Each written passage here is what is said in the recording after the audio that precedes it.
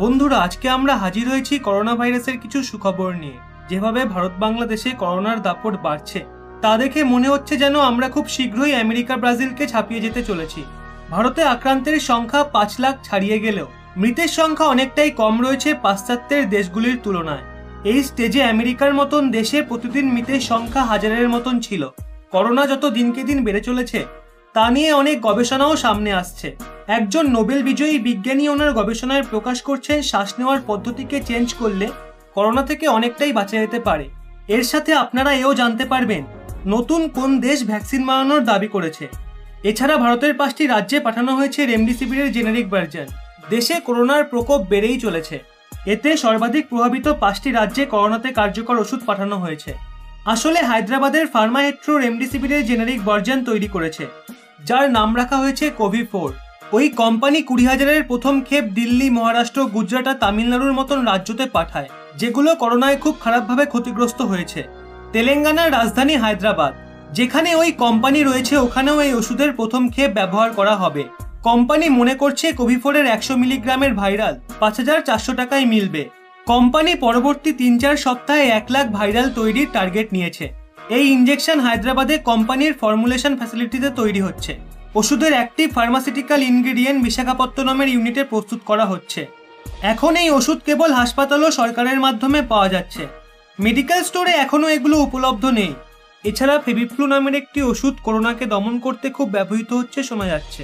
ভারতে এই ওষুধ গ্লেনমার্ক কোম্পানি বানায়। রেমডেসিভিরের মতন এটাও একটা অ্যান্টিভাইরাল ড্রাগ।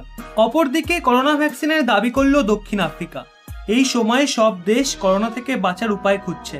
এর মাঝে দক্ষিণ আফ্রিকায় করোনা ভাইরাসের টিকার ওপর পরীক্ষা হয়ে গেল। এই টিকার নির্মাণ ব্রিটেনের অক্সফোর্ড জেনারেল ইনস্টিটিউটে করা হয়েছে। দক্ষিণ আফ্রিকা বাদে ব্রাজিলে 5,000, ব্রিটেনে 4,000 এবং আমেরিকার বেশ কিছু লোক এই ভ্যাকসিনের পরীক্ষায় অংশ নেবে। সব মিলিয়ে 30,000 মানুষের ওপরে টেস্টিং করা হবে। আফ্রিকায় অক্সওয়ান CoV-19 নামের এই প্রথম টিকা, যা করোনা সংক্রমণ প্রতিরোধের জন্য পরীক্ষা করা হচ্ছে। সাউথ আফ্রিকাতে মার্চ থেকে এখনো অবধি কমপক্ষে 1 লাখ মামলা সামনে এসেছে, যার মধ্যে 2,000-এর থেকেও বেশি মানুষের মৃত্যু হয়েছে। যদি এই ভ্যাকসিন সফল হয়ে যায় তবে আফ্রিকার বাকি দেশগুলো রেহাই পাবে। সঠিকভাবে শ্বাস নিলে মরে যাবে করোনা, এমনটাই দাবি বিশ্ববিখ্যাত বিজ্ঞানীর। করোনার প্রকোপ ভারতসহ সমগ্র দুনিয়াকে ছেয়ে আছে। দুনিয়া জুড়ে বিজ্ঞানীরা দিনরাত এক করে 100% কার্যকর ভ্যাকসিনের সন্ধান করছে, কিন্তু এখনো অবধি কোনো দেশই এতে সফলতা পায়নি। যদিও আচমকাই বেশ কিছু পদ্ধতি সামনে আসছে যা কোভিড-19 সংক্রমণকে ঠেকানোর জন্য কিছুটা কার্যকর অবশ্যই প্রমাণিত হচ্ছে। তার মধ্যে একটি হলো সঠিকভাবে শ্বাস নেওয়া। নোবেল পুরস্কার বিজেতা লুইস জে এগনারো বলেছেন, যদি সঠিকভাবে শ্বাস ভেতরে নেওয়া যায় আর ছাড়া যায় তবে করোনা ভাইরাসকে দমন করা যেতে পারে, যার মাধ্যমে করোনার প্রভাব শরীরের ওপর পড়বে না। লুইস জে এগনারোর মতে, করোনা ভাইরাসের থেকে বাঁচতে হলে আমাদের ব্রিডিং হ্যাবিটে কিছু চেঞ্জেস আনতে হবে। যদি এরকমটা করা যায় তবে করোনা ভাইরাসকে দমন করা অনেকটাই সহজ হবে। তিনি স্টাডি করে বলেন, শ্বাস নেওয়ার সময় যদি আমরা নাক দিয়ে নিয়ে মুখ দিয়ে ছাড়ি তবে আমাদের জন্য তা অনেকটাই লাভদায়ক হবে। করোনা ভাইরাসকে মারার জন্য এটা অনেকটাই কার্যকর হবে। অ্যালার্ম সিস্টেমের পরিপূর্ণ হবে রেলওয়ের আইসোলেশন কোচ। দিল্লির বৃদ্ধিপ্রাপ্ত সংক্রমণের দিকে তাকিয়ে সরকার রেলওয়ে কোচকে আইসোলেশন ওয়ার্ডে পরিবর্তিত করেছে। এগুলো দিল্লির বেশ কিছু স্টেশনে লাগানো হয়েছে। কিন্তু এখন রেলওয়ে আইসোলেশন কোচের জন্য একটি সার্কিট সিস্টেম তৈরি করেছে, যেটা কোভিড কোচগুলোতে লাগানো হয়েছে।